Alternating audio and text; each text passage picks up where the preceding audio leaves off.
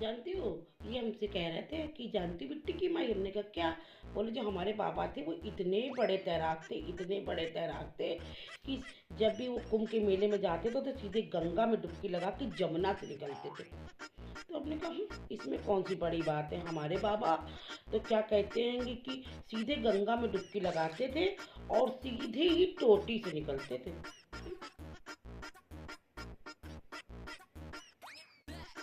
जानती हो, ये हमसे कह रहे थे कि जानती मिट्टी की माई। हमने कहा क्या?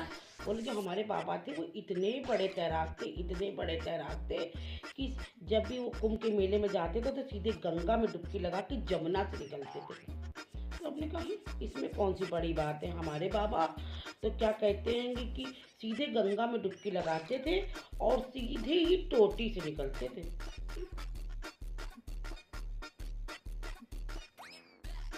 जानती हो, ये हमसे कह रहे थे कि जानती मिट्टी की माई। हमने कहा क्या?